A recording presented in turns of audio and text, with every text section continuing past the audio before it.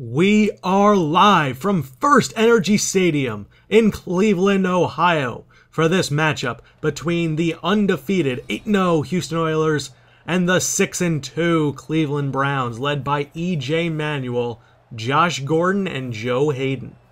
This Browns team is the same team that caused, I believe, the first loss for the Oilers last season in Houston. Now they're on the road. Let's see if the Browns can do it again, as they will be back to receive to start this game off in very windy weather. Up to 15-mile-per-hour winds in this ball game already, and it should only get a little bit worse from here as Mark Walker is back to return, Ronnie McRoy back to kick, and we are about to be underway.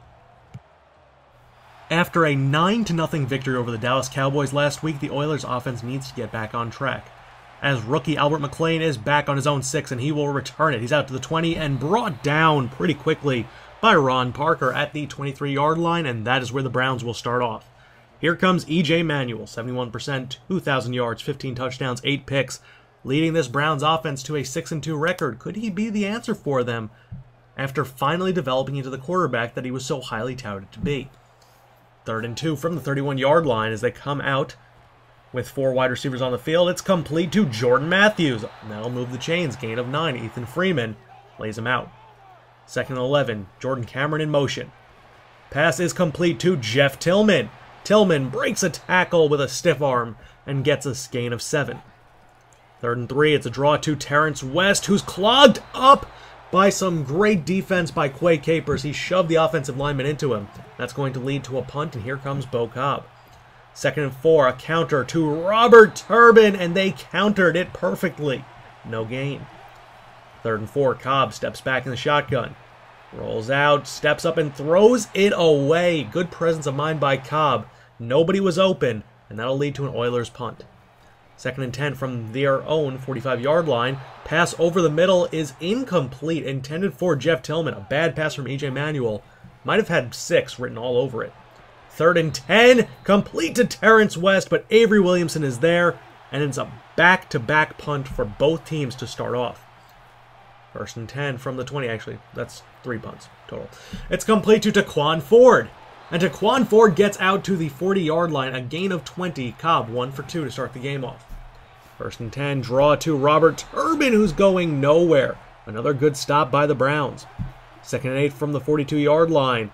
Little double move from Gavin Escobar was not what Cobb anticipated. That's incomplete, thrown behind him. Luckily, it was not picked off by Dante Whitner, who has 6 interceptions on the season already, as Cobb airs it up deep to Kendall Wright. That pass is deflected down. They thought they would test the safety, and that is that's going to lead to another punt. So not much scoring going on in this first quarter, as Terrence West with a great run. It's a fumble! Eric Reed forced it. Jordan Matthews, however, recovers it. What a hit from Reed. 1st and 10 from the 32. Handoff West to the left. And Terrence West has running room. Out to midfield. Out to the 40. And finally brought down at the Oilers' 37-yard line. A great run for Terrence West. 1st and 10 from the 37. Manuel throws it. It's complete to Jeff Tillman for only a gain of 2. 2nd and 8. Manuel in the shotgun. 4 wide. It's a draw to Ronnie Hillman, and Hillman's going to gain about 4, setting up a 3rd and moderate. 3rd and 5 from the 31. West with the handoff. He got the first down and more, as he's finally brought down after a gain of 15 on the ground. Terrence West running all over this #1 ranked Oilers defense. 1st and 10. Handoff Ronnie Hillman to the outside. Hillman gets to the outside, gets away from Ron Parker and company, and he is in. Touchdown Browns. And they are up to start the second quarter of play, 7-0.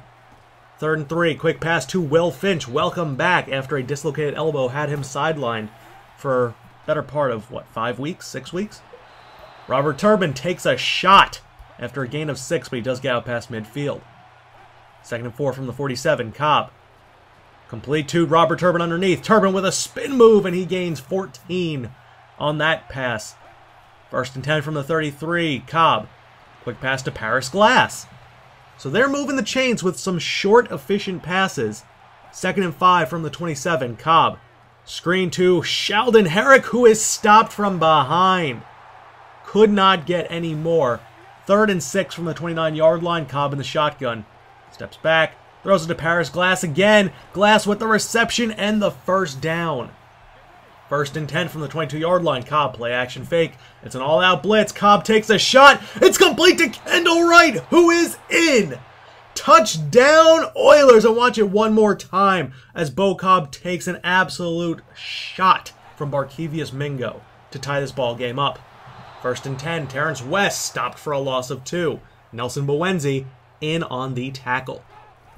2nd and 12. Another delay to West, who gets a little bit better blocking and gains those 2 yards right back. Setting up a 3rd and 10, EJ in the shotgun overthrows Jordan Cameron, and that is going to lead to another Browns punt, this time with the wind in the Oilers' favor. 6 minutes left in the first half of play. Cobb steps up, breaks a tackle, and runs with it and slides for a gain of 9. Beau Cobb showing great presence of mind, getting that first down with his legs, not something he does normally. 2nd and 6, Sheldon Herrick with a good cutback, and Herrick is stopped just shy of the first down. 3rd and 1 from the 48. Turbin takes a shot from 2 Browns defenders, including Dante Whitner, but that is a first down. 2nd and 8, Cobb, quick pass to Paris Glass. Robert Alford could not make the grab, and that's a first down again for the Oilers. Cobb 11 for 14 passing to start things off. He's been very good. 2nd and 12, it's a handoff to Frankie Bynes. Bynes stumbles and gets to the outside. Frankie Bynes down to the 10 and shoved out of bounds by Barkevius Mingo. A gain of 32 yards on the ground for Frankie Bynes, the longest run of his career. 2nd and goal, Sheldon Herrick is in for the touchdown, and the Oilers take a 14-7 lead. Browns hurrying back to the line of scrimmage, hoping to get a score of their own before the half. EJ Manuel runs with it, and he gets away from Nelson Bowenzi with a stutter step, and he gets out to the 40-yard line, where Ethan Freeman is down and hurt with some back spasms. He will return. 1st and 10 from the 41-yard line. Manuel, shotgun, 4 wide. Steps back, throws for Terrence West, who takes a shot from Nelson Bowenzi. But that'll be a gain of 6. 2nd and 4, complete to Jeff Tillman. Tillman gets down to the 20, gets away from Darian Black, and that is a huge first down to the Oilers' 18-yard line. They're in the red zone. And EJ Manuel's running with it again. A great block from Tillman. A broken tackle on Freeman. And he's down at the 4. 1st and goal from the 4. Manuel hit as he throws, incomplete, intended for Tillman. 2nd and goal from the 4. Manuel steps back, steps up, and he's brought down by guess who? Nelson Bowenzi.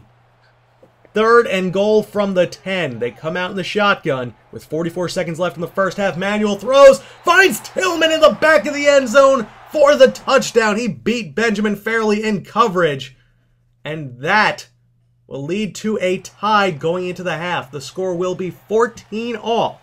Who will emerge? Will Believeland conquer the Oilers, or will the Oilers win their 9th straight and be 9-0 to start the season off? We'll find out right after this.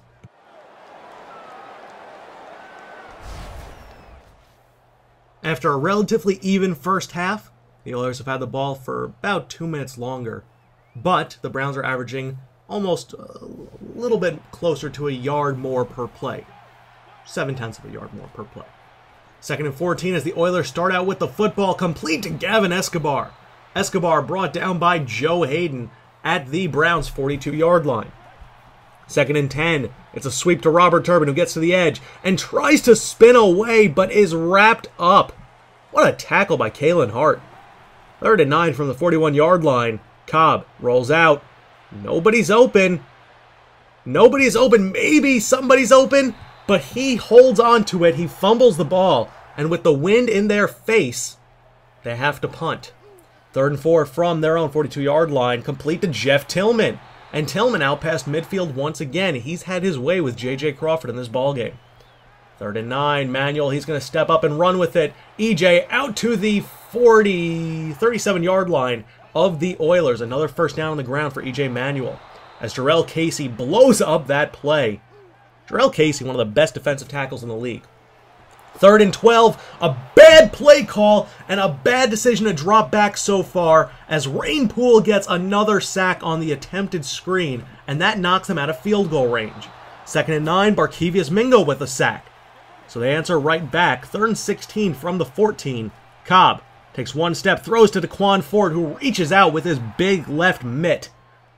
Gains about 12, but it's not enough for the first, and they have to punt as well. EJ dancing around in the pocket, steps up and throws. It was overthrown for Jordan Cameron, but Jordan Matthews made a great play to come back for the ball and get the first down. Next play, Cam Lane is credited with the sack, but watch Joe Thomas one more time. As Manuel started to stumble, Joe Thomas flattens his own quarterback. Joe Thomas has gone rogue.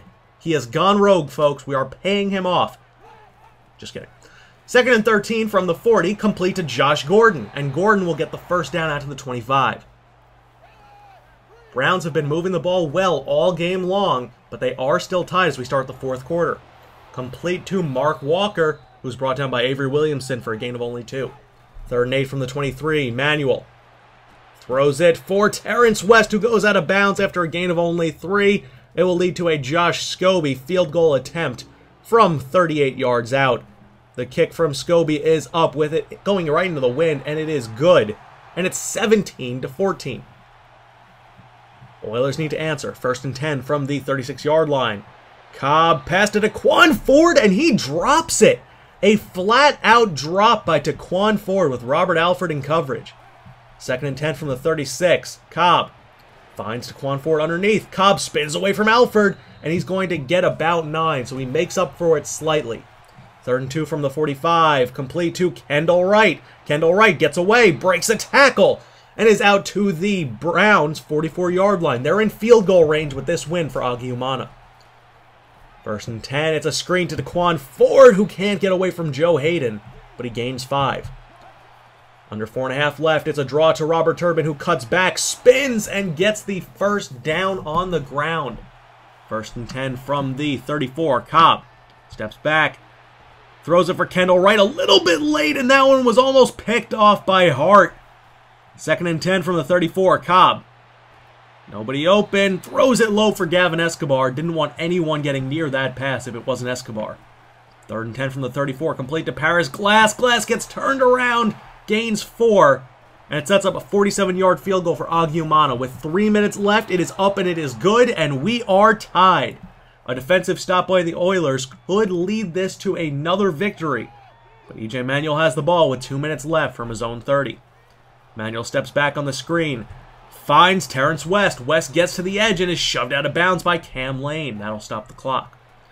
2nd and 4, Manuel, he's going to run with it. EJ takes a hit for his efforts from Jarrell Casey. They're going to hurry back to the line after the first down on the ground.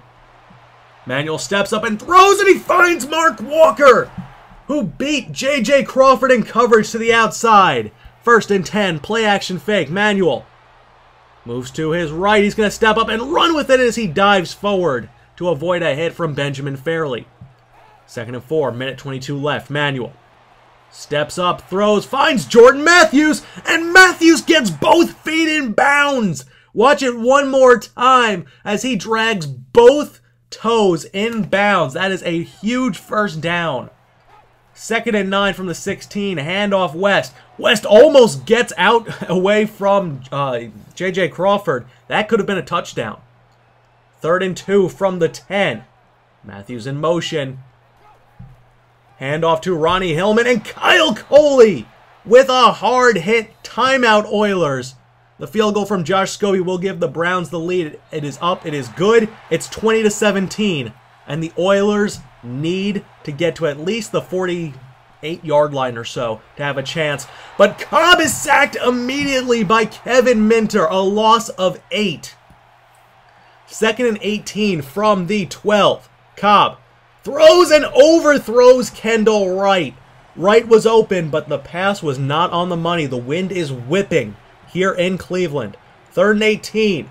Cobb has time, finds DeAndre Hopkins for a gain of 10, setting up a 4th and 8 from the 22-yard line. Cobb adjusts the play. They have 1 timeout left, and under 30 seconds, Cobb steps up under pressure and overthrows Hopkins, and that is going to be your ball game. Final score is 20-17 as the Oilers turn it over on downs. It is their first loss of the season. The Browns improve to 7-2 on the year. I hope you guys enjoyed. Stay tuned for the post-game press conference. I am Moonlight Swami. This was a really excellent game, and I'm really enjoying the new slider set. I hope you guys enjoyed. I'm Moonlight Swami. I'll be talking to you guys later. Peace out, Franchise Nation. I'm not really sure what it is about this Browns team, but we just can't seem to beat them. They're very talented. Very talented across the board. They have some good O-linemen. They have some very good threatening wide receivers. They have a good running back in Terrence West. Good corners. Good safety play. Pretty much they're a well-rounded team, and they have the quarterback right now. E.J. Manuel did a really good job against us. I thought we played pretty good coverage across the board. They basically executed the mismatch, and it ended up being that Jeff Tillman was left open a little bit too much. We tried going dime, and when we did, they ran the ball on us. So we kind of had to maneuver between dime and nickel looks, and it was difficult. You know, we'd fill the box, they'd run outside. And if we didn't put enough men on the field to stop the run, they ran all over us, and if we did, then they passed. And it was just a perfectly executed game plan by them, and we really didn't have a lot of ways to stop them. We held them to 20 points, which is, I think, a pretty good idea of how difficult this game was. We lost by 3. And we had a chance at the end, and it just didn't work out. The wind was whipping.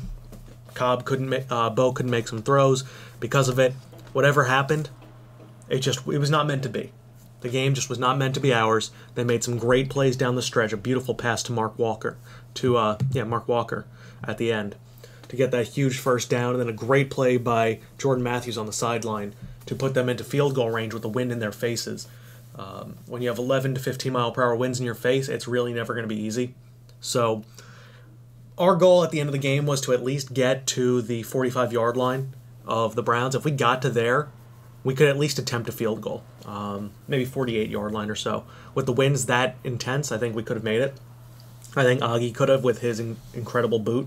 You know, if he's kicking 55-yarders in a dome, I think he'll be okay outdoors with 11 mile per hour winds in his favor. But I thought we did a pretty good job across the board. We didn't get a lot of chances on the ball. EJ was very good with his placement of passes, despite some overthrows. He never gave us a shot to pick it off. They had one opportunity where we did force a fumble.